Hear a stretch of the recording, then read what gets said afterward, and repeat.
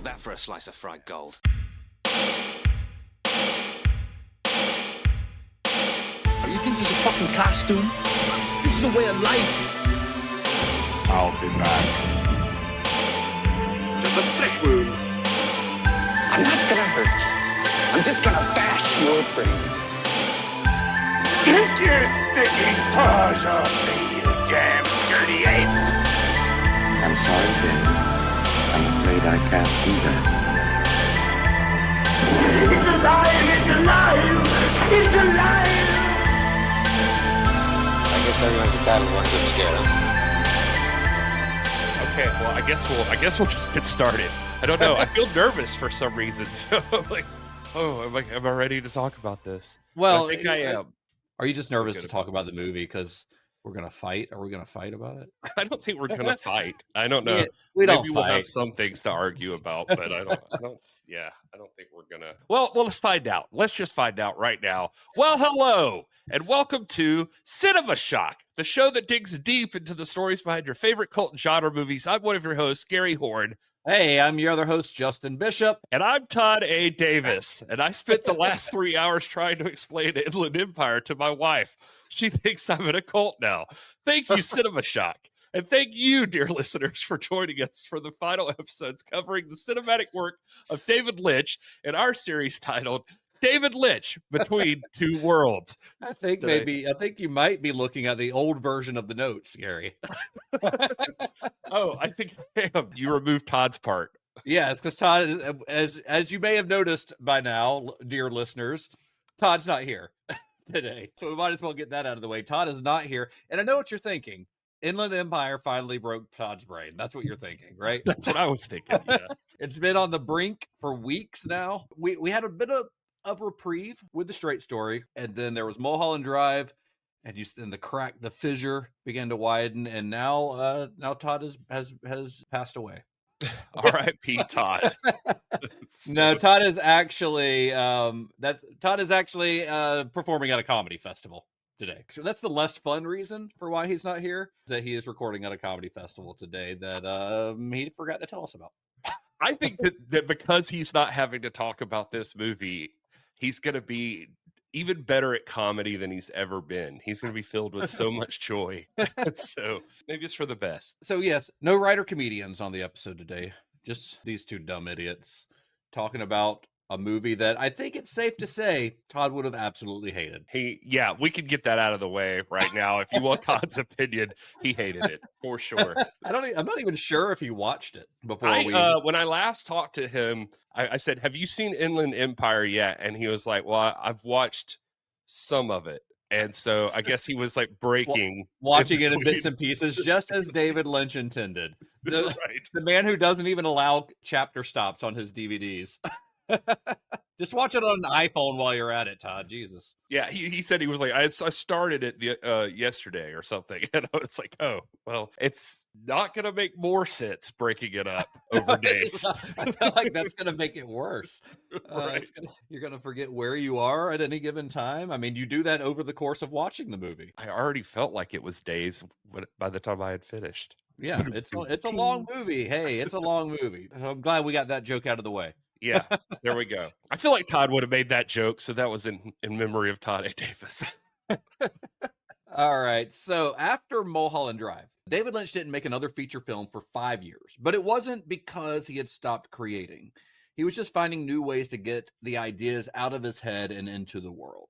In the early 2000s, while most filmmakers were still guarding their 35mm film stock like holy relics, Lynch was messing around with a cheap digital camcorder and logging onto the internet. Suddenly, he didn't need studios or schedules. He could shoot when inspiration struck, cut the footage himself, and then put it straight in front of an audience. No notes, no middlemen, just Lynch, a camera, and whatever strange electricity was buzzing around through his brain that day. I think everybody in this whole series, the one thing they've been saying the whole time, all of the listeners, us, it's just the problem with the David Lynch is that he just needs to be unleashed.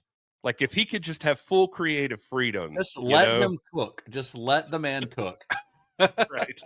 So for a guy who had spent decades wrestling with the machinery of Hollywood, this was kind of liberating. And out of that freedom, those late night digital experiments and cryptic web projects came the strangest, boldest, and ultimately final feature film of his career. A sprawling, fractured hallucination about performance, identity, and the very act of creation itself. This week, we're wrapping up our series, David Lynch Between Two Worlds, with the last podcast you'll ever need about Inland Empire. From Hollywood, California, where stars make dreams and dreams make stars. Do you want to see? You have a new role to play, I hear. Up for a role. No. I definitely heard that you have it. Action. Damn! This sounds like dialogue from our script. Cut it. Know the history of this film, and they've taken it on themselves not to pass on that information to us. Purposefully. Something's wrong. It's a story that happened yesterday, but I know it's tomorrow. Don't you remember anything? How it was? Now, this is normally where Todd would do a spoiler warning. Gary, would you like to do the honors? Sure. If you haven't seen this movie, you shouldn't listen to this episode because we're going to talk about things that happen in the movie. It's the most straightforward thing we're going to talk about in this entire episode. Just to the point. We know exactly what you're saying. That I understood that spoiler warning. Right? You know now that there are spoilers in this episode. Mm-hmm. What scene do you think Todd would have done? I think he would have done brutal fucking spoilers. I was picturing some angle on the actual the therapy scenes with. I was thinking the Grace Zabriskie thing with but we'll never know. Yeah. I mean, we could ask him, but he'll be like, I haven't gotten that far into the movie. Todd, it's 3 minutes into the movie. I pictured him doing trying to do a Southern accent and just some story about being abused or something All right. So before we dive in, though, we do want to take a second to thank all of our Cinema Shock Plus subscribers. As always, we're incredibly grateful for you guys. Your support helps us digging into these stories and making the show better each and every week. If you want to join those and get early access, bonus content, and more, stick around. We'll tell you how at the end of the episode, but thank you very much for everyone who's already joined so far. It's cool that people care enough to do that. We do appreciate you. Thank you very much. I felt like that didn't sound genuine, but I meant it. He meant it from the bottom of his heart. So in late 2001, just a few months after Mulholland Drive hit theaters, David Lynch did something that nobody really saw coming. He launched his own website. DavidLynch.com wasn't just a standard director's vanity page that lists his achievements, his filmography. It was part art gallery, part sketchbook, part transmission from another planet. For $10 a month, you could log on, hear Lynch's daily weather report, message him directly, and he was pretty active on there. And then you could stream whatever strange new experiment he'd uploaded that week. Basically, David Lynch invented Patreon before there was a Patreon, and he did it in the dial-up internet era. He basically invented OnlyFans for weirdos. Instead of feet pics, you get weather reports and animated shorts about a guy named Randy screaming. And I can't lie, he seemed motivated here. He talked about this thing like it was his own new grassroots studio or his own TV station. Yeah. Can't cancel Twin Peaks on this thing. In all these interviews I was reading around the times, he's viewing this as this is the new era of filmmaking. It's a break from everything. Literally, he described that film was like a dinosaur in a tar pit. And he was even saying that he would never go back to shooting on film after experiencing the digital freedom and stuff, which we'll talk about more actually going into digital stuff, I guess. But in a world where I would have expected him to not embrace something like this, he really embraced this. Right. I mean, it was a pretty radical shift for a guy who had spent decades preaching about the sanctity of film. He thinks a movie should be seen in a movie theater. But the internet gave him something that Hollywood never could, which was total creative freedom. He taught himself Photoshop, After Effects, and Flash, which is kind of the holy trinity of early 2000s digital art. And he started cranking out short films from his home studio. He had these moody little tone poems like Steps, Sunset, and Coyote, absurdist comedies like Dumbland and Out Yonder, and deeply unnerving experiments like Darkened Room and Rabbits. That desire to work with the digital video, it came from a lot of places, I guess. I mean, for one thing, he said DV provided instant feedback, endless spontaneity. Another thing he was saying at the time is he was wanting greater interaction with the textures of his images. He found the low quality stuff aesthetically pleasing, which is interesting. And like I said before, I guess I shouldn't be surprised, but I still kind of am. For him, he was saying that the quote, terrible quality and random electrical grain reminded him of the kind of feeling that 35 millimeter film had given him. He also loved how DV and the internet married so well together. But maybe most important, I guess, is, Mary Sweeney in interviews said that it seemed to take him back to this like pure and fearless way of working, reminiscent of how he was with his early stuff. Think like Eraserhead or The Grandmother or something like that. Basically, he got super enthusiastic about everything. Yeah, because he's not having to like get a budget and all this stuff. He's just able to like for instance, Coyote, this short film that's on there. He literally built a set in his backyard that looks like a living room, full living room, couch, lamps, and everything. He had coyotes in his backyard. There's a lot of coyotes up in the Hollywood Hills. So he wanted to see if they would approach this set. So he built this set that looks like a living room, put a slab of meat in the middle of it to attract them. But, the coyotes were nervous, so they wouldn't come near it. And the way he frames it in the video is you can't see the rest of his backyard. So it looks like you're just inside of a living room. And eventually the coyotes, after it had been there and he had been filming for days, with a static camera just shot on this living room, a coyote wandered into it. So it's just a video of a living room, and then eventually a coyote wanders into it. No studio was going to give him money to do that. So he used his own money, and he built the set himself because he likes building things. He likes making things with his hands. And he has, digital video, which you can shoot for, hours at a time. That's not something he could have ever done prior to this, and had not only the ability to make it, but a place where he could show it to people. You just throw it on his website. Yeah, some of the enthusiasm too, you read from him during that period was like rooted in the idea that he also felt like the internet made filmmaking globally accessible. Basically, he said the digital camera was, he said, quote, like a pencil and a piece of paper. Everybody has access to that. Mm-hmm. And it removed this financial barrier that film traditionally imposed on people. In fact, on the Inland Empire DVD, there's a great discussion between Laura Dern and Kyle MacLachlan, and she kind of mentions how at the time David had been talking a lot about this idea that maybe people had forgotten that anybody can make a movie, which we know from way back at the beginning of this whole series that he had busted ass and pulled together luck and opportunity to make all of his early stuff. So he wanted to show people that opportunity still remained. Anybody can make a movie. And now it's even easier. Yeah, and now it's even easier than it was then. Now, just to be clear, before I start waxing philosophical as we go along, I do want to just clarify that all of this stuff is batshit insane. So don't go looking for shorts featuring Alvin Strait or something. No, it's all very much like David Lynch just doing whatever the fuck he wants to do. Out Yonder is him and his son talking and just saying weird shit. The Sunset one is literally a 6-minute video of a sunset set to music that he composed. Darkened Room is one. That's definitely one I say feels like a direct precursor to something like Inland Empire with the Lost Girl kind of stuff, psychological entrapment kind of thing, and a focus on bananas. So maybe an inspired Hollowback Girl or something. I don't know. Also, it had Jordan Ladd in it. So does Inland Empire. So there you go. Not related to Diane Ladd, by the way, which I thought was very weird. But there she is. I don't know. I think my brain is overloaded and I'm info dumping now. But well, the two standouts on this website, the ones that people talk the most about, were Dumbland and Rabbits. Now, Dumbland was Lynch's first fully digital animation, crude, violent, and proudly idiotic. Lynch once called it the stupidest thing I've ever made, and he was not wrong. It is very stupid.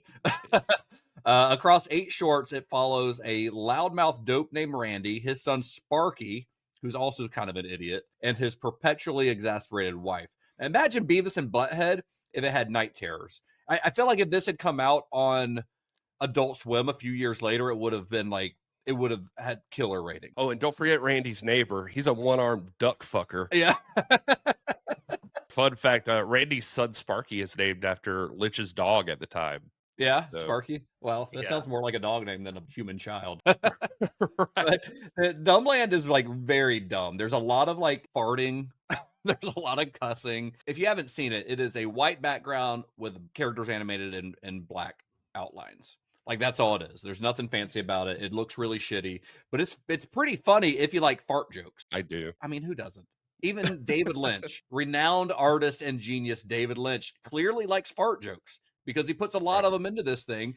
I watched all 8 episodes in a row, which is probably not the best way to experience them, to be honest. You kind of need a break between them. But as I was watching them, I was picturing David Lynch like sitting in his house, like on his computer animating this and just giggling to himself as he animated yet another fart. I saw more than once David Lynch around this time where this struck me as odd. And I saw him reference There's Something About Mary multiple times. And he would say, especially the dog bits. So he likes lowbrow stuff. And the guy with the crutches picking up his keys. You would say. So he likes. Well, he has a sense of humor that I knew he had one, but I don't know. That just took me out for a second. I was like, yeah, oh. Not what you expect. Yeah, I mean, we know he likes lowbrow stuff because he cast Billy Ray Cyrus after listening to Achy Breaky Heart. So. That's a good point. Yeah, we know it's not all highbrow. This all feels like less art experimentation and more like he's finally realizing he can shoot all his fever dreams now because he can just set it up in his garage and he doesn't have to go to like Dino De Laurentiis for permission on anything. Right. But I'll tell you this, for those that don't know, the fucking internet used to be so glorious and simple, and where I had to go to like Apple's website to watch movie trailers. There was homestarrunner.com, killing it. There were all these sites with like flash games, like Newgrounds was one I went to a lot, but there was shockwave.com. And what I thought was funny when I was reading about this is that this one was, when I say this one, sorry, Dumbland was originally an order for shockwave.com. Like it was deal he had made for them. Yeah. And he was getting paid in shares of the site, I guess. And then the .com bubble burst. Yeah. So your pets.com went to shit and so did shockwave.com. And anyway, and all of a sudden his shares weren't worth anything. Yeah. He can't catch a break. And so, I mean, obviously I guess he's rich as hell, but so he just repurposed Dumbland for this. But anyway, going back to everything we were saying, you're dead on. Randy's on this thing cutting off deer heads in the woods to fry the meat, and it would have killed on Adult Swim. It feels exactly like that. The burping and farting and all of it. It is truly something special in the world of David Lynch. And you can find it online pretty easily. Well, it's also all on the Criterion channel. Cool. Yeah. In the David Lynch short films collection on there. I mean, you can find it in other places too, but like legitimately, if on the short films of David Lynch collection on Criterion, it's got all 8 episodes of this. He did all of the voices. I don't think we said that, but he had a Boss VT1 voice transformer. And he did every single voice, and that's not to knock it. Back at that time, the thing is as dumb as this thing is, each one of these episodes would have taken him days at least to make. Oh, yeah. Yeah, because he's still animating them kind of one frame at a time, essentially. I wish Todd were here to see it. R.I.P. I feel like this would be his favorite thing David Lynch has done. I think so. But then there is Rabbits. Starring Naomi Watts, Laura Haring, and Scott Coffey, all from Mulholland Drive, Rabbits shows a static shot of 3 humanoid rabbits sitting in a green living room trading cryptic dialogue while a laugh track cuts in at random. And occasionally, like, some really, like, evil looking shit, like, just starts on the screen. It's bizarre. It's unnerving. It kind of feels like a sitcom beamed in from another dimension. Lynch later repurposed footage from Rabbits for Inland Empire, where it becomes the first program that we glimpse on the Lost Girls television, a transmission that pulls both her and the audience into a looping, dreamlike flow of images, almost like you're changing the channel over and over there at the beginning of the movie. Within the film, those eerie sitcom fragments set the tone for everything that follows, which is a world built on performance, repetition, and the blurring of fiction and reality. So it's kind of fascinating to see the way that David Lynch took this experimental project that he was doing for his website and made it fit into the themes of the movie once he started making the movie. Now, some viewers read the Rabbits as avatars for the Lost Girl's fractured psyche. We'll get probably more into this as we get more into like what the movie means, but they're sort of echoes of conversations and emotions replaying endlessly inside her mind. That's one of the interpretations of why she's seeing this on the screen, which makes their disjointed dialogue kind of a static between worlds, the first signal from a consciousness trapped inside its own rerun. So this sort of loop, because it is very repetitious, the rabbits thing is, until something like really freaky happens on screen. It's set in a nameless city, deluged by continuous rain. 3 rabbits live with a fearful mystery. And don't worry, the fearful mystery is never resolved. I didn't want anybody to think that Lynch had gone soft. So this is the kind of leeway that Mulholland Drive gets you. Now Naomi Watts and Laura Dern will wear rabbit costumes in your backyard. So that's because they're filming this in his backyard. Again, it looks like a set, but it is outside in the backyard. The neighbors hated it. It made so much noise. And speaking of, I did want to say, we might have mentioned this, but I don't remember. But for the sake of it, Scott Coffey, a longtime friend of David Lynch, and I don't know how much we talked about him. We didn't really talk about him during our Mulholland Drive episode, because he really only is in the final film in like one scene, I think. He's got some additional scenes in the pilot. So obviously he was going to be a character on the show, but in the actual movie, I think he's only there very briefly. Yeah, and his mother is Gay Pope, who is David Lynch's longtime personal assistant. Oh, yeah. And, okay. Google Gay Pope sometime and see how that goes for you. But I've seen that movie. Also, something weird that I didn't think about before this is that Coffey has been with Lynch since Joanna Ray, the casting director we talked about a good bit last episode, she introduced them. He was actually in Wild at Heart, but he got cut, like his part got cut out. But he's been, I think he pops up in like everything since then. Just like in a small role here and there. Yeah, exactly. But what I really thought was weird is he's also apparently best buds with Naomi Watts ever since they were both in Tank Girl. So he's in Tank Girl. Yeah, he even directed her in his short film he made called Ellie Parker, which he's directed as a feature film with Emma Roberts and Evan Peters in like 2006 or something, I think. But my point is, I don't think he was at all connected to Watts getting a break in Mulholland, but how weird if he had nothing to do with that.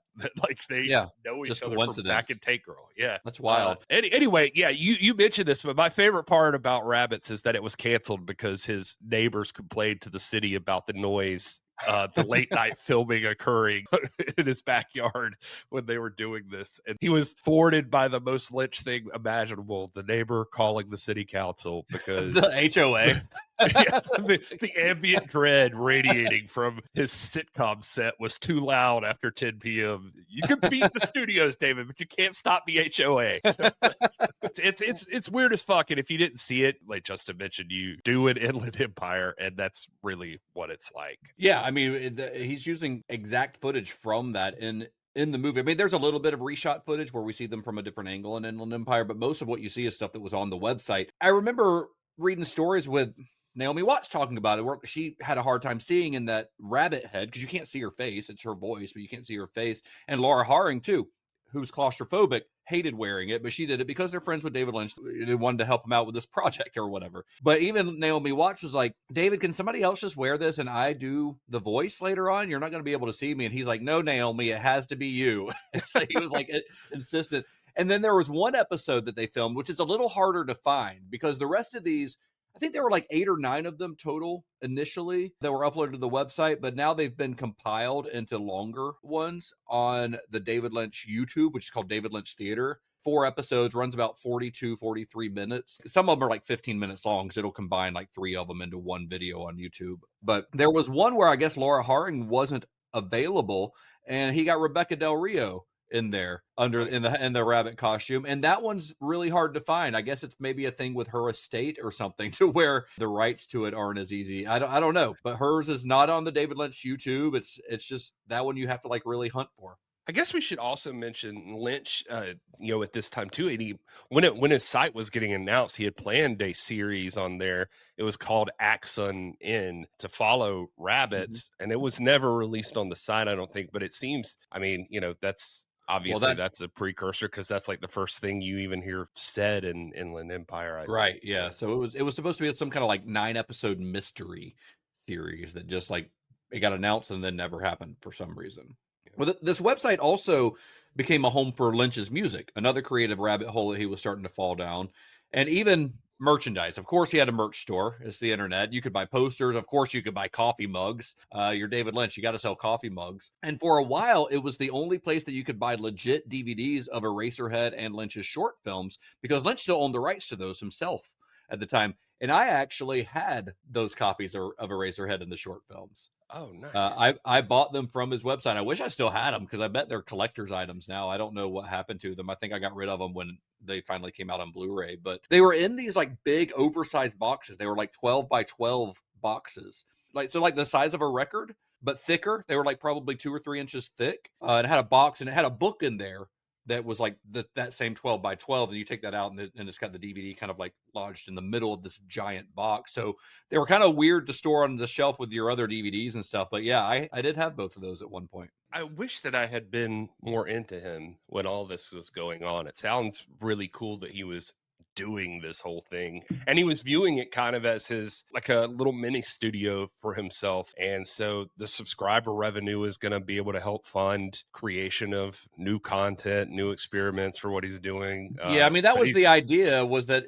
that the subscribers would pay for him to do more stuff. You got subscribers, they pay for you to make this short film, and then you get more subscribers, etc. But I think that maybe the revenue wasn't enough for how much he was trying to do with it, and I think he also got a little bored with it after a while. Once he realized that, like, in order to keep subscribers, I got to keep making shit. Like, I got to keep doing stuff. Yeah, and he kind of goes with the flow of consciousness, you know, and what he makes and wins. So, yeah. But to be fair, he could have set up a camera of filming himself making a chair or something, and people were watching a live stream of him painting or something. Right, exactly. Yeah. But just to go back to it, though, I mean, the motherfucker's using Apple Final Cut Pro. He's using DVD Studio Pro to print his own fucking DVDs to ship out. He was marching the David Lynch signature cup coffee through the site, I think. And I think the motto for that brand was it's all in the beans, and I'm just full of beans.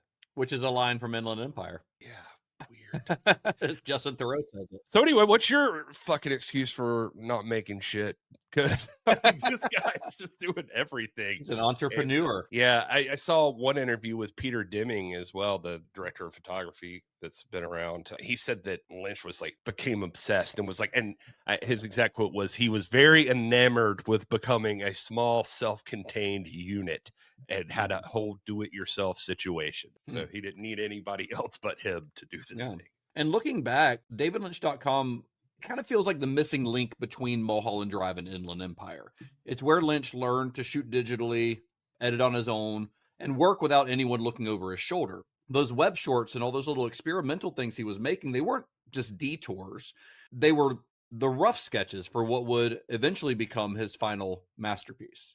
Now, around this same time, Lynch was also diving deeper into his lifelong practice of transcendental meditation. We've talked a lot about that over the course of this series because he had been meditating since Eraserhead. It has become kind of a big part of his legacy.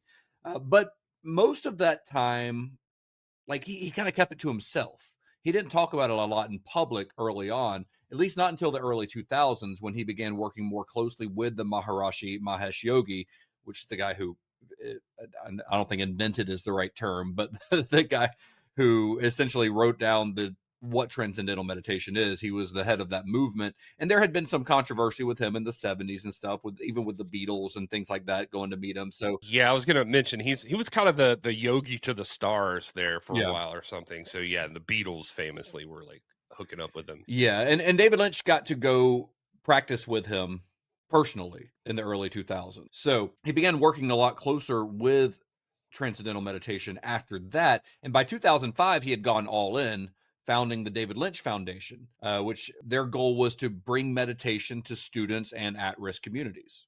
It's pretty cool. It was for anybody, even like vets with PTSD, abuse survivors, all that sort of thing. He was more public about it in the early 2000s because, well, like right after 9/11, he felt partially responsible for that. Like the straight story led to terrorist attacks, so this was reparations. And no, he just felt that the world needed more TM after 9/11, basically. So he started advocating for it more. He's like an international ambassador for peace and expanded consciousness. It's weird, though, that he takes all this like pure unity and that he translates that into like his bliss into a 3-hour movie about prostitution rings and people getting stabbed with screwdrivers. But that's not what it's about. That's what happens.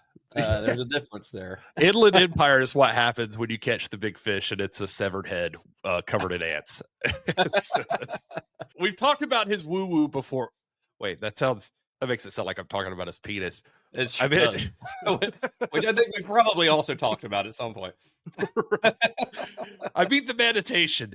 He'd been practicing it. He'd really been practicing since like, I think 1973. I saw it. I don't want to make fun of it. I'm interested in TM, but I've never really like tried that sort of thing. But I do think meditation is cool and solid. But anyway, he initially talks about like thinking TM was, quote, mind control or, quote, real baloney until he had tried it for the first time. And it says that was the first time he had experienced pure bliss. And supposedly once he started that, I mean, he never missed a session, 20 minutes twice a day for the rest of his life. Yeah. He believed that stress and anxiety are, quote, the enemy of creativity. So he would do that, and he always like kept a pen and paper next to him. But meditation for David Lynch wasn't just like a wellness tool. It was creative fuel. So in his book, we've referenced it a lot of times over this series, Catching the Big Fish, Lynch describes ideas as living things swimming in the ocean of consciousness. He says, quote, if you want to catch little fish, you can stay in the shallow water. But if you want to catch the big fish, you've got to go deeper. And that line might as well be Inland Empire's mission statement. For the first time, Lynch wasn't waiting for a script to appear before he started rolling. He was filming the ideas as they came. Raw, unfiltered, and alive. The result feels less like a movie and more like a topographical map of David Lynch's subconscious, each scene surfacing from the depths until, almost by accident, a pattern begins to take shape.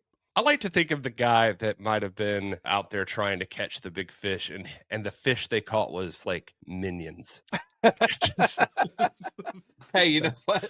It's an idea.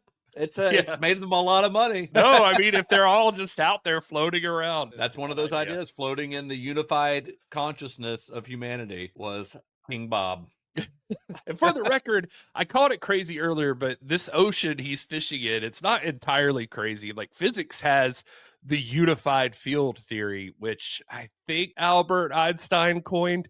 And it's also called the theory of everything, that it's all out there connected. And anyway, I'm not even going to try to dive into that. But no, there's so much you can. I had to stop myself from going down a rabbit hole talking about that, because I started like seeing references to the unified field theory as it's related to Vedic science, however you say that, which is, it's kind of a system of knowledge that's from the ancient Indian texts, which David Lynch is very into. Being into transcendental meditation and all that, because it's all kind of related. So I had to really stop myself from we'll talk about this for 4 fucking hours without getting to the movie if I don't stop myself. But it all ties into to the way that he's making this movie.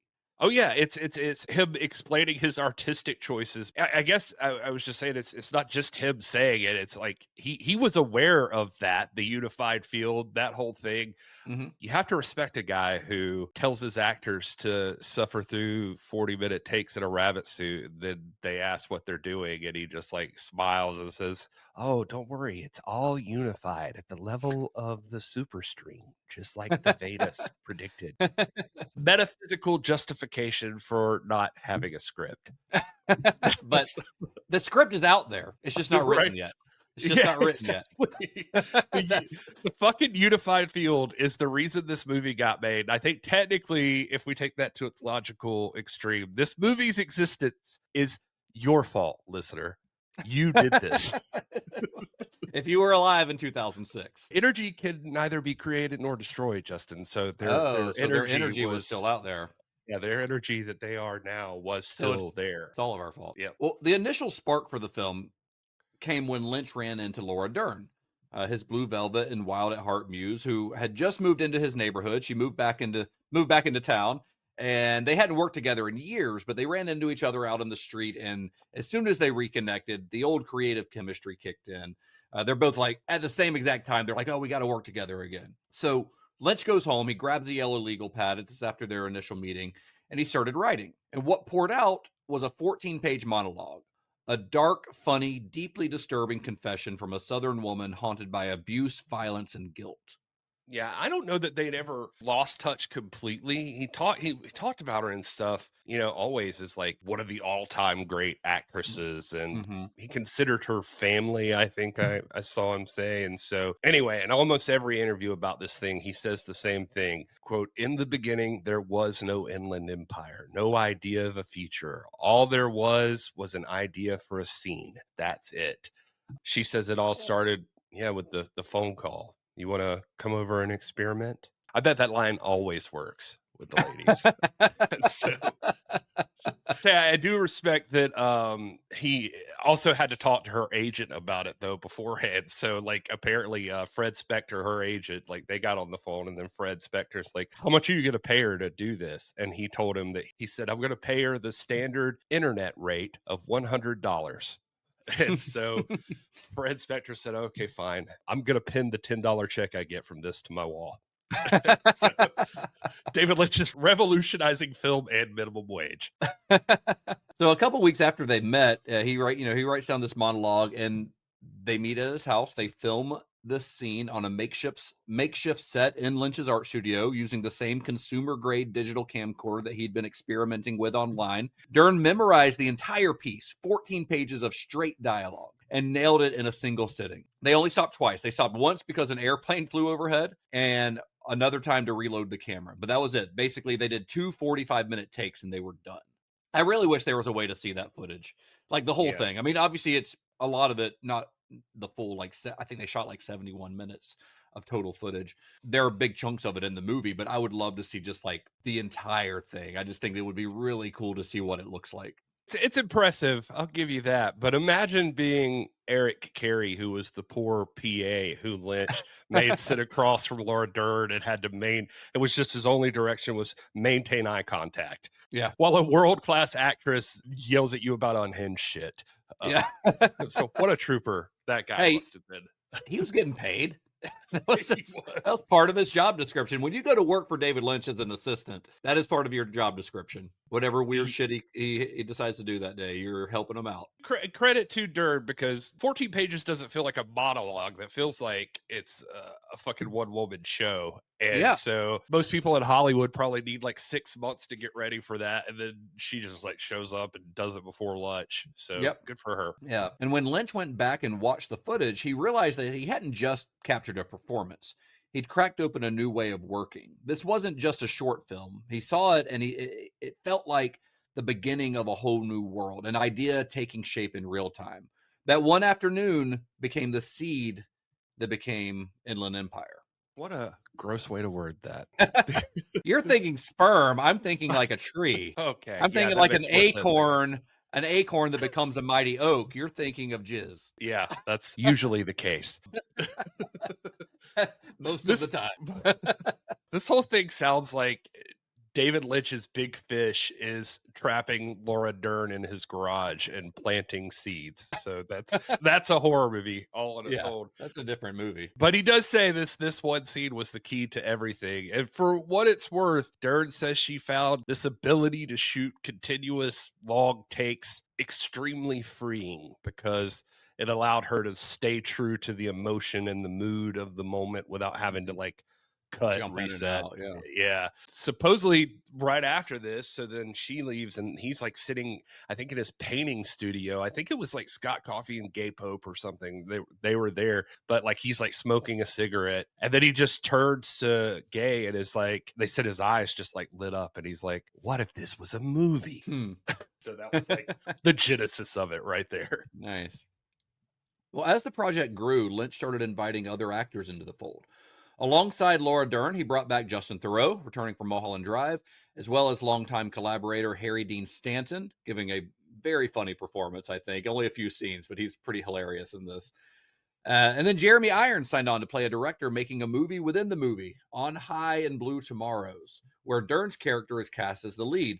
It's kind of a film inside a film that may or may not exist, which kind of tells you everything you need to know about where Lynch's head was at while making this movie.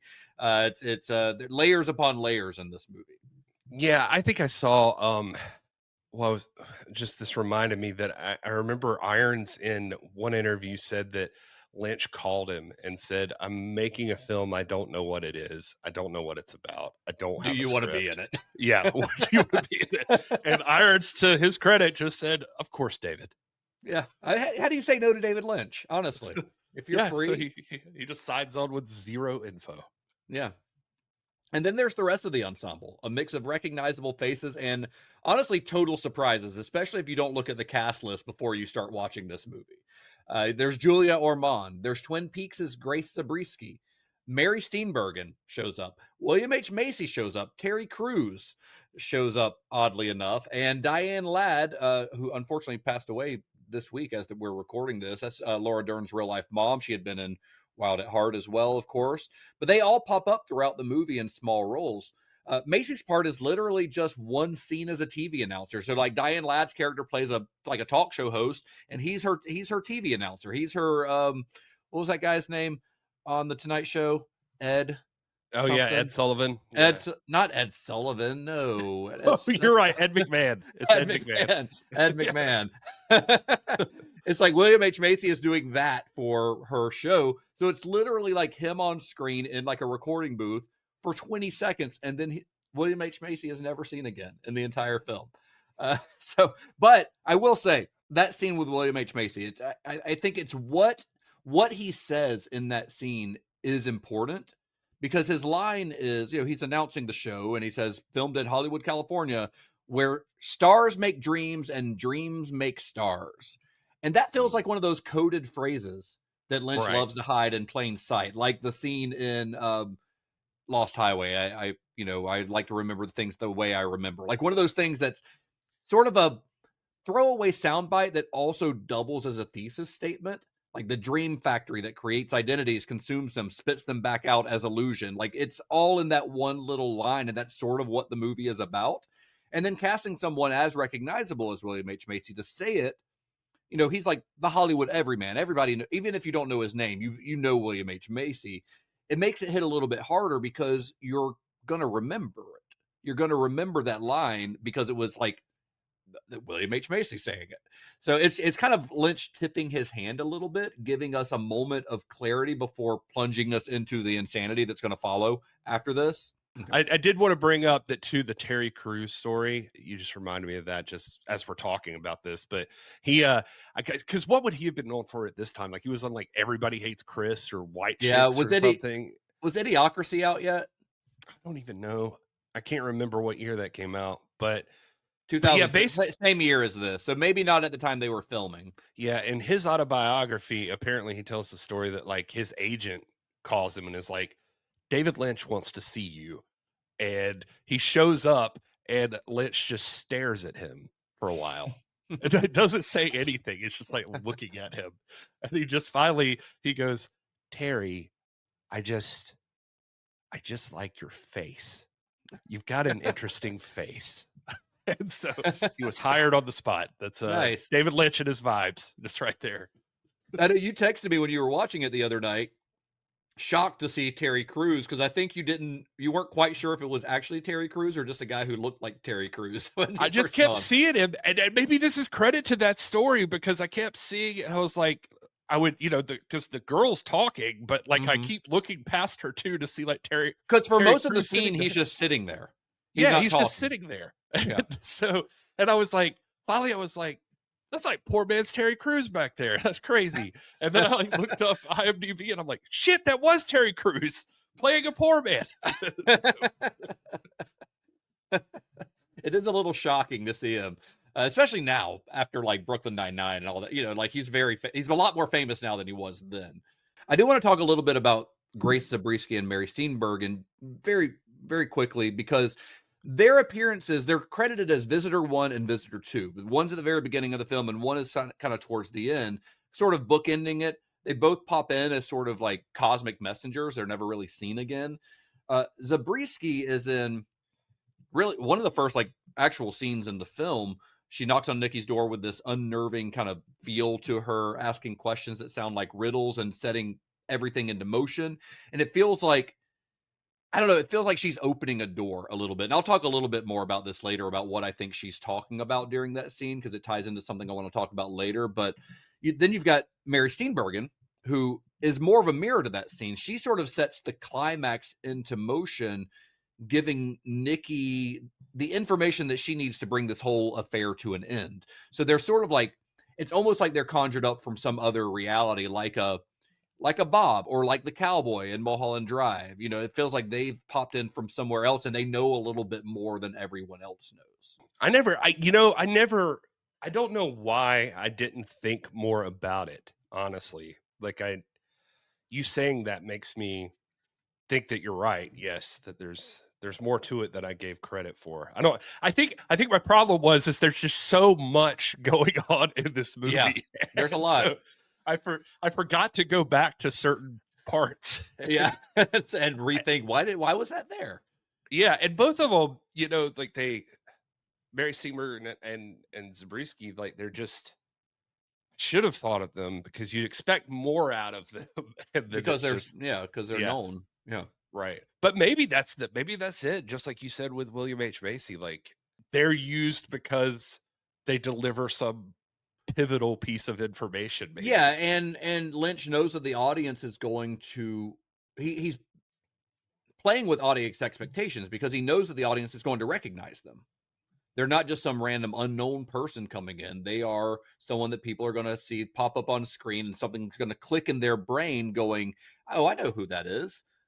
And that'll make what they're saying feel like it's got more weight to it or more importance to it. Yeah, that makes sense. That's smart thinking, David Lynch. Now, this process, shooting these scenes, was unlike anything that these actors had ever experienced, really.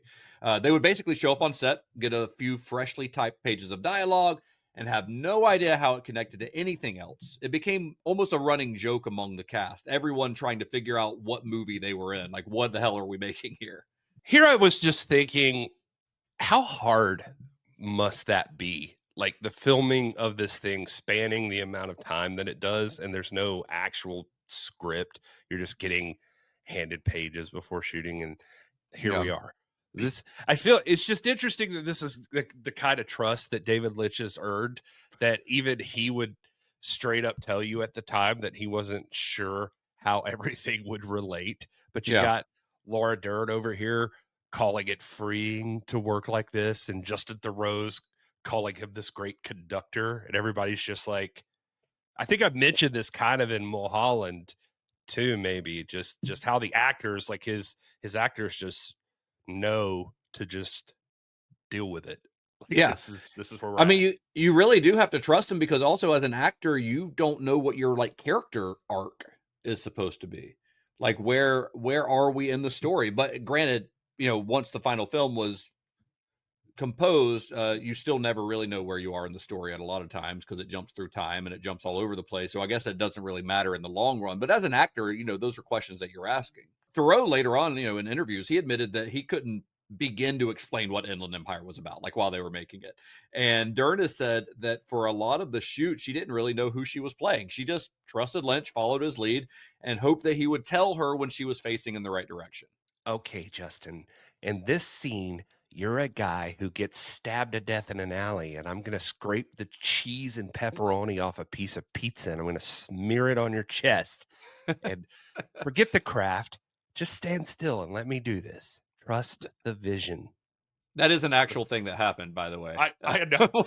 Yeah. I know you know that. I'm letting our listeners know that you didn't just make that up. That is something that actually happened, was that they ordered pizza, and then David Lynch took all the toppings off of his and smeared the tomato sauce all over Justin Theroux's chest. Well, it's Justin Theroux, right? Yeah. And he just wanted to touch his chest, because I mean, that's in good shape.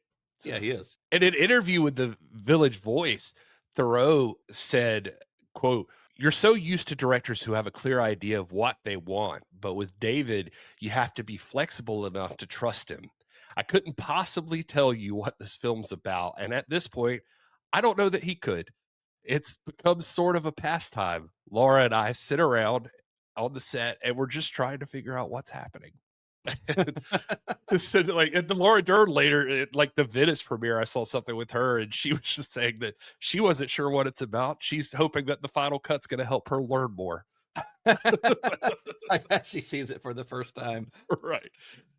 Yeah, I mean, Lynch's approach to Inland Empire was as spontaneous as filmmaking gets. He just gets a new idea, sometimes just a feeling or an image, and he would call up Laura Dern and ask her to swing by the next day to shoot it.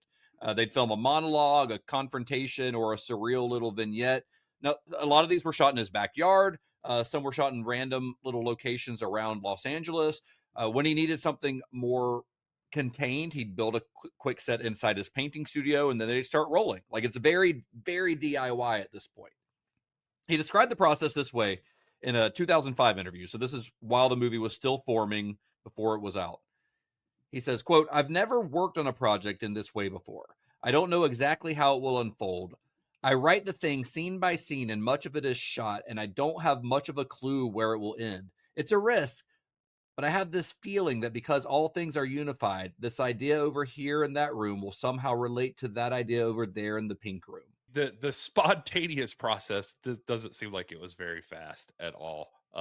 Like, he just, I don't know. It wasn't, but he doesn't have any deadlines or schedules to adhere to, so he can just kind of do it as he wants.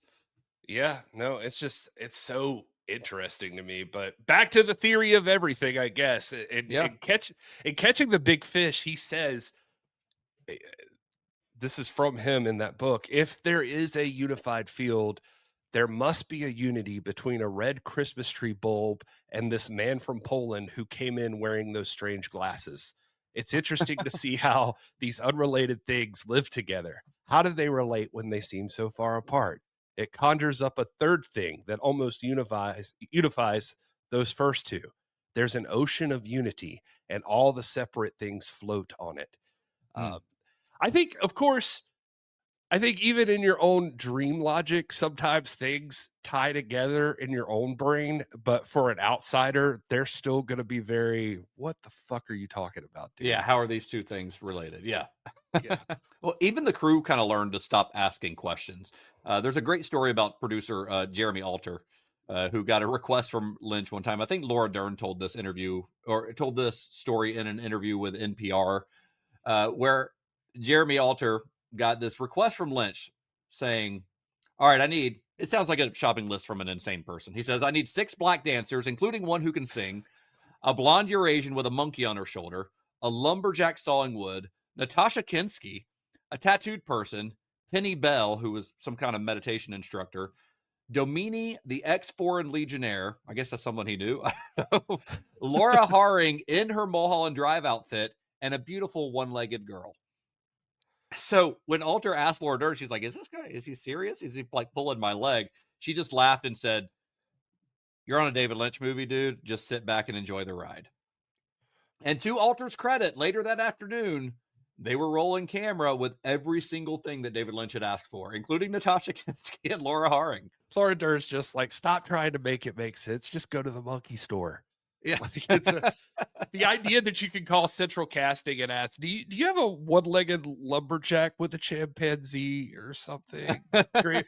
We need them in Poland by the afternoon. Perfectly sums up the entire production strategy, honestly. If you don't know what a movie is about, just throw a monkey at it. I think that it never hurts. Never makes it worse. Right. Imagine if he'd fucked up something. Like, would David Lynch notice, you think? Like, God damn it, Jeremy, the one-legged girl has the monkey, not the Eurasian. And the lumberjack isn't supposed to be tattooed. Are you even listening to me? Well, that same spirit of spontaneity carried throughout the production, but this wasn't improvisation. I think that's important to note. Like, they weren't making things up as they went. Every single scene was scripted. Every scene was written. Lynch was just writing as he went. So he didn't have a full script, but he had full scenes. He'd come up with an idea, he'd type up a few pages, and then they would shoot it. And later, he would say, like, later on, that the shooting process was, quote, a hair stressful.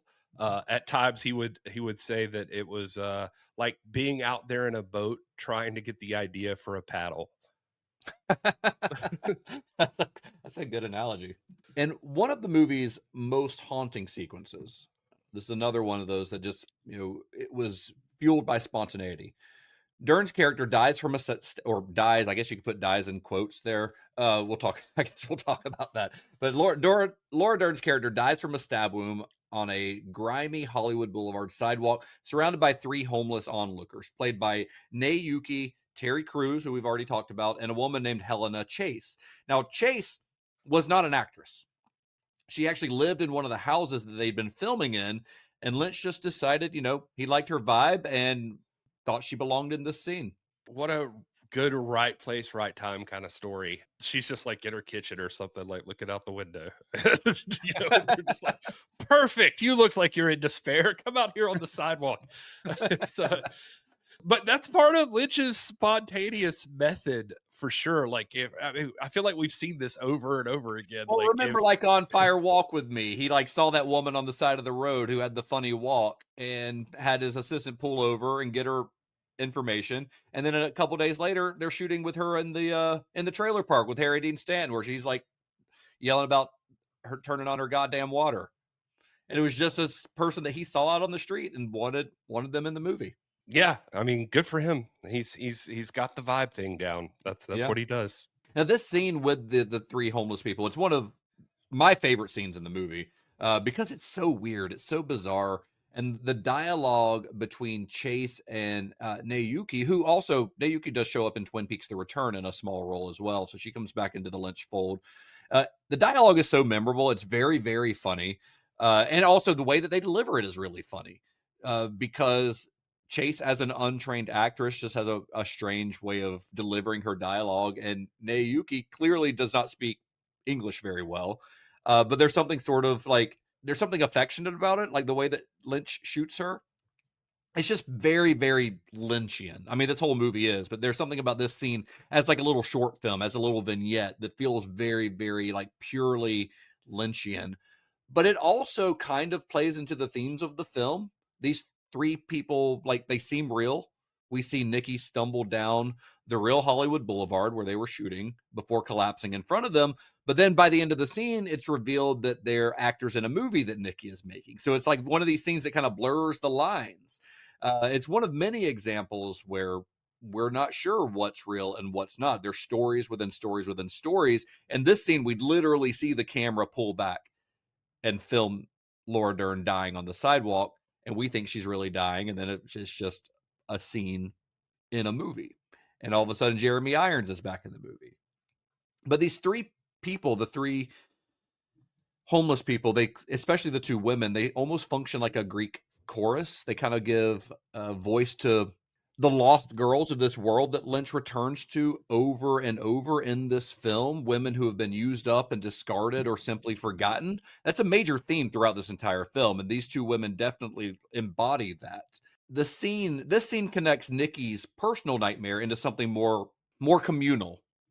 Because this movie is about a woman in trouble. Like, that was the tagline. That's what, anytime somebody asked David Lynch, what is this about? It's about a woman in trouble.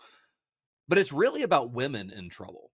It's about every woman whose identity has been shaped or fractured or erased by the world that she moves through, whether that's the film industry like Nikki or the city or the system like these 2 women have gone through. So they all are it sort of goes back to that unified theory. They're sort of all connected. Yeah, I was trying to work this out in my brain, and the Lost Girls thing is definitely a big part of it. I actually like the way that it pans out and that it becomes Hollywood after it feels so real for a while that this is really happening. Or like you said, it blurs what it is. There's this inside what's world, real, and what's outside not. world, and and it's on the Walk of Fame. And so she's just bleeding out on there. And I was trying to think about the conversation, just what it could possibly really mean. Because if you're analyzing it, well, initial analyzation is you got a couple of real actors doing a scene where the emotional anchor is a chick who lives next door to where they're shooting at. And she's just telling a story about her friend Nico in Pomona, who's dying of a drug-induced injury that left an extra hole in her vagina.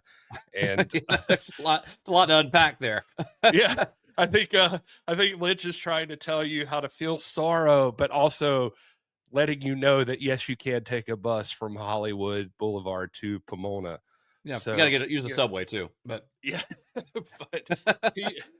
but also the girl she's talking about, her friend in Pomona, is another one of the lost girls. Because she's been turning tricks, is what she says, and she's become addicted to drugs, and she's sort of been forgotten by the system. We see her at the end, by the way. She's the one with the monkey. Because they talk about her having a monkey, and they talk about her having a blonde wig, and we see that's the Eurasian girl that Lynch requested in that list. Like that's her friend. We never see her in the film, but we see her at the very end of the movie. It feels like he's kind of satirizing Hollywood, though. Like, chews you up and spits you out. Yeah, the famous actress bleeding to death on the subway. What's weird is this morning, may sound stupid, so I apologize, but I was getting up this morning and my wife was already up. She was watching Schitt's Creek. The episode she was watching was, for anybody who hasn't seen the series, but it's about like a rich and famous family or whatever who loses everything. And like the wife was an actress and the dad owned video stores or something, but they end up in this town, whatever. And they've got nothing. But Moira... The story of the episode is that Moira, for some reason, there was a typo in the news and she had been listed as dead. Mm-hmm. But all of a sudden, like the press was super interested in coming to Schitt's Creek to like find out more about Moira, Yeah. And so she was also taking it in like, trying to get glammed up again and stuff like I'm famous again and and all this stuff because you're dead. Yeah. And but it reminded me of this a little bit, just thinking about like, your final close up is you're dead. Anyway, just weird thing I was thinking about today. It's all unified, Gary. Yeah, exactly. Schitt's Creek and Inland Empire. That fucking episode played because we're talking about Inland Empire. That's right. It was all connected. Well, Lynch's whole process for this movie was less traditional filmmaking, more like a kind of cinematic automatic writing. Like just as the surrealists once tried to transcribe their subconscious directly onto the page, just like writing without knowing what you were writing about, just seeing where your subconscious takes it. Lynch was transcribing his directly onto digital tape. He later explained the process to the AV Club. This kind of ties into what we've been talking about. He says, you get an idea, you write it down, then another idea, and then another. And maybe they don't relate. That's fine. But then one comes along that connects to the others. And then suddenly it's like schools of fish. The ideas start coming quicker and a script appears. That's exactly how Inland Empire happened. In other words, Lynch was painting with a camera, layering ideas and textures and images one brushstroke at a time. And that was only possible because of the freedom that digital filmmaking gave him. No waiting for labs, no limits on film stock, and no one telling you when to stop. He's painting, sure, but he's also hoarding. He's like a little digital hoarder. He's like, I don't know what this is, but I'm gonna keep it, and I might need it later. So 2 years later, he's like, that random shot of the lampshade was everything all along. That random shot of the lampshade is very important, but right. It's like he's painting a painting that he's not saying I'm painting a picture of a house. He's painting not knowing what the final image is going to be. I mean, and if you look at a lot of his paintings are very abstract, and I believe that he probably does paint that way a lot of times. Yeah, I believe it, and a lot of people, I will say this, a lot of people act like it's like all experimental. They call his stuff experimental. We even saw with like the Straight Story that like there was the discussion. I mean, David Lynch even said like, this is my most experimental film or something. Mm-hmm. And we talked about that. That's probably because he actually like stuck to a straight story on that thing. But I've seen critics and stuff I was reading that just like discuss this film like that. And that's just what David Lynch does. He's experimental. But in one interview with, I think it was Richard Barney. It's the one from David Lynch Interviews. Yeah. And he gets asked that and says that it's not experimentalism. I think his quote is that there are these terms like cult films, experimental films. And to me, an experimental film is a film where you don't know what you're doing. You're just shooting anything. You have no idea. You're just shooting. You may call it experimenting, but that's not what it is. There are very specific ideas. There is a script and a job to do to translate those ideas, to be true to those. He clarifies that he had, for when he's shooting, he has something like a script along the way for like what that is. But the critical difference is that he's shooting these initial like disconnected fragments of something until Right. the unifying idea happens. In another interview I saw with him, he has a quote where he says, I never saw any hole, WHOLE. I saw plenty of holes, HOLES, but I didn't worry. I would get an idea for a scene, I would shoot it, I'd get another idea, I'd shoot that. I just didn't know how they related yet. Yeah, until he finds that connective tissue, essentially. Right. Now, to understand Inland Empire, well, good luck. At least to understand why it looks the way it does. I think it helps to understand what digital video meant at this point in time. We keep talking about video and him shooting on video, but where was video at in the early 2000s? Now, video had been around since the 1950s. It was mostly used for television and weird experimental art installations, but it wasn't exactly a respected tool for narrative filmmakers. If you were serious about cinema and you were making a movie, you shot on film. End of discussion. That was peak film bro era. Guys that wore like berets and they're like polishing their lenses. And like Lynch rolls up and he's got like the camera that your dad shot your graduation with.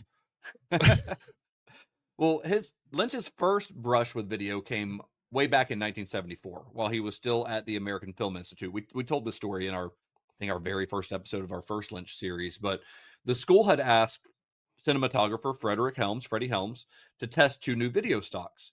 And Lynch, never one to miss an opportunity to make something weird, offered to write a scene for this test.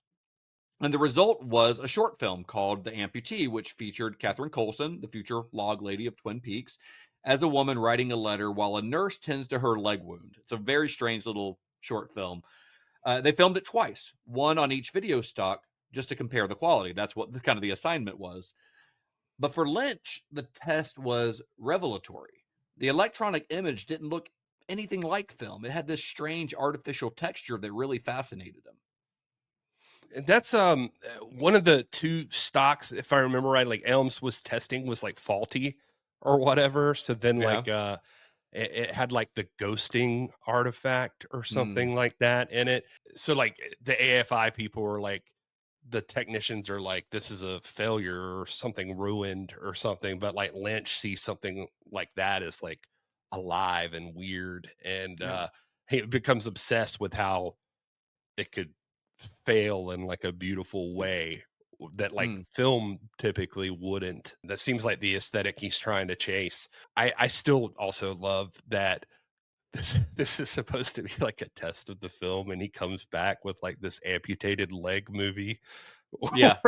Where it's, you know what I mean? Like it's just they're like, God damn, what are you doing? The people at AFI didn't like ask David Lynch to do it. He sort of like he found out that his buddy Freddie, who was the cinematographer on Eraserhead, was doing this, and he's like, "Oh, can I write something for it?"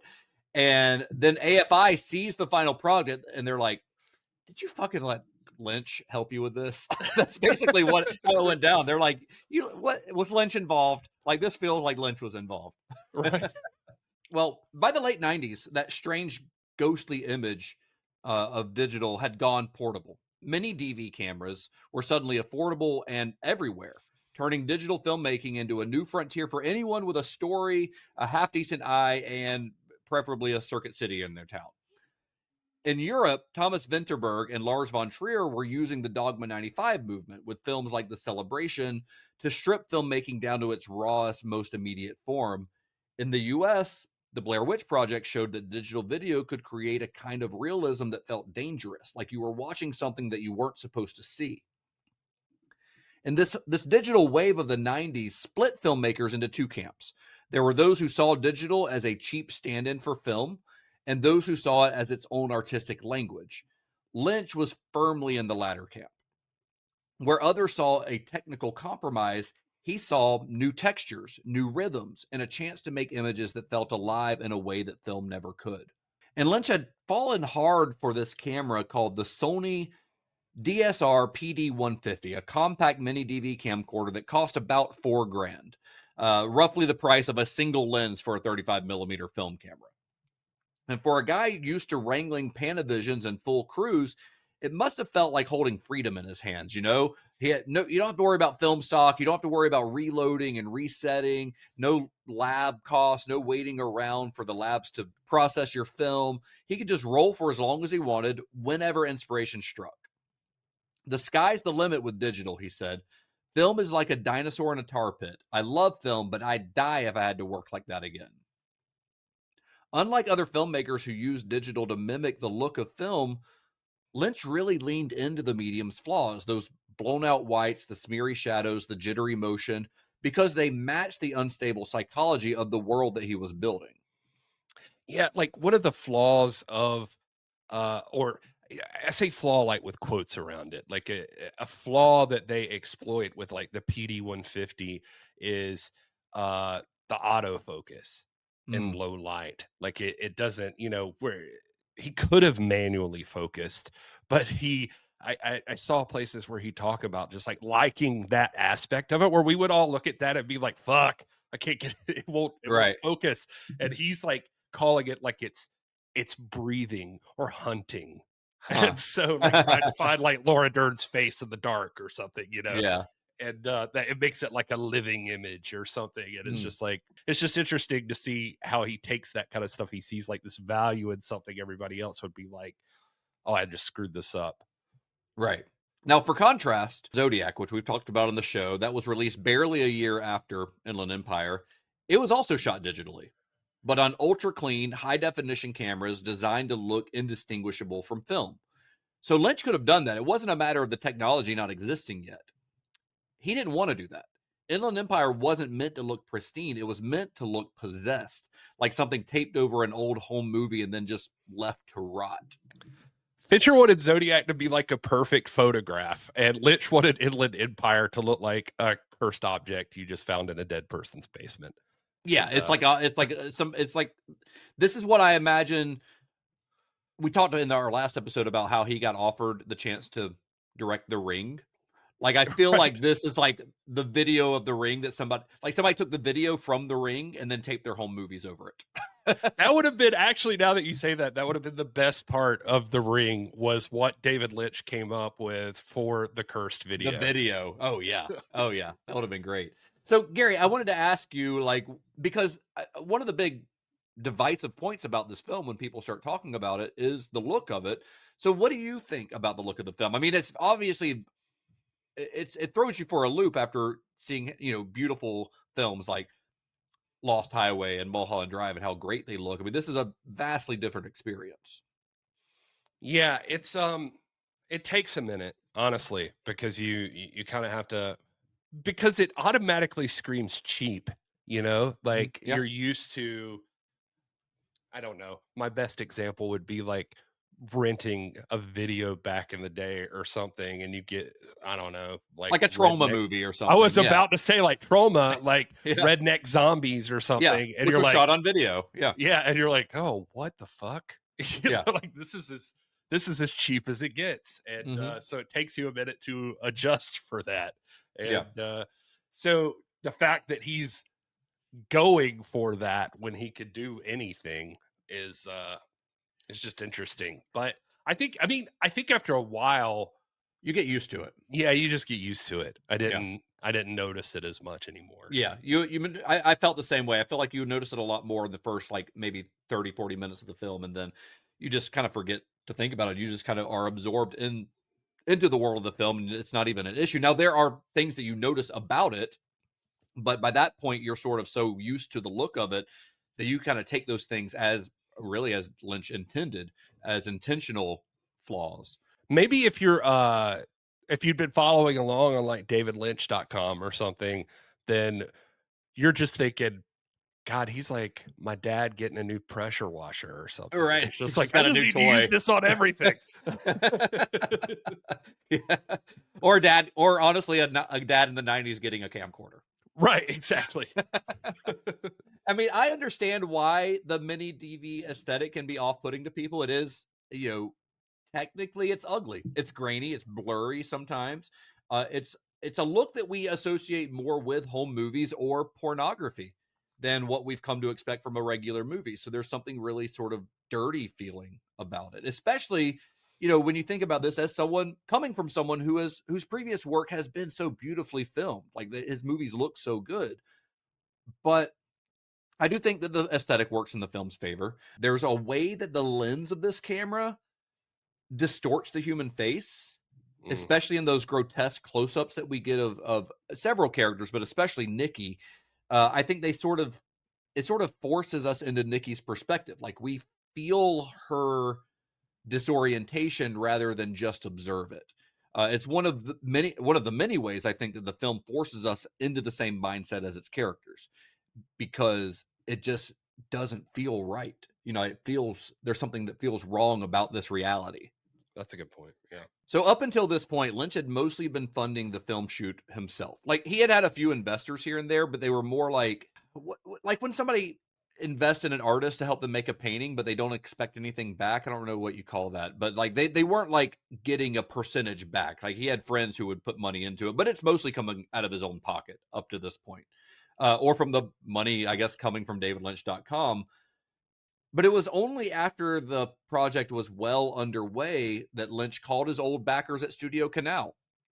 As he put it, he told them, he got them on the phone. Actually, I think one of them come to visit him in LA, and he's like, I don't know what I'm doing, and I'm shooting it on DV. Are you in? and they funded it anyway, which I think says a lot about how much trust Lynch inspired. We've talked about the trust from his actors, but also from people who are financing him. Like they trusted that whatever he was doing was going to be worth watching, even when nobody, including David Lynch himself, had any idea what the final film was going to be. Around this time, he's well into it, like you said, and he's needing some extra money. And you kind of talked about how he breaks from like working on it, here and there. And I think Gay Pope died around this time. And that they were like very, very close. Yeah. Yeah. That was a pretty impactful thing for him. And he had gotten kind of down, and as I remember reading, he went to the Netherlands to work with like a yogi over there or something. On his way back is when he decided, I got to get back into this thing, and I want to start working on Inland Empire, and decided that to do it, he was going to need help. And he reached out to, I think this is all like Room to Dream or something is where I saw this, but to reach out to Studio Canal. And somewhere I was reading that Mary Sweeney was pretty impactful in this as well. Like I think this was from like Variety or Hollywood Reporter or something. There was a little article about this that mentioned that she went to the executives also, and I think it was like, David is shooting a 3-hour digital movie. He can't tell us what it's about. He needs a few $1 million and a deal in Poland. We just got to trust it. They just kind of went with it. But like you said, that's a testament to their relationship and the success of Mulholland Drive or whatever. And the thing is, like, Mulholland Drive wasn't that successful financially, nor was The Straight Story, which they were involved with. So they're really like doing this based on their trust of his artistic merits. They know that he's going to put out something that people are going to talk about. And obviously movies that have legs that are going to be talked about for years to come. Well, that's where we'll leave it for now. David Lynch, alone with a consumer-grade camcorder and a head full of half-formed ideas, funding the whole thing out of his own pocket, following nothing but instinct. So by this point, Inland Empire wasn't just a film in progress, it was a state of being. Scenes shot months apart, stories branching into other stories, Laura Dern showing up, not always sure of who she was supposed to be playing that day. But the next time on Cinema Shock, we will talk about how all of those fragments came together, the themes that emerged, the performances that anchored it all, and what the hell any of it might actually mean. Because once the camera started rolling, that's when the dream really begins. That's it for this one, Gary. Yeah, well, that was a good ending. So well, solid.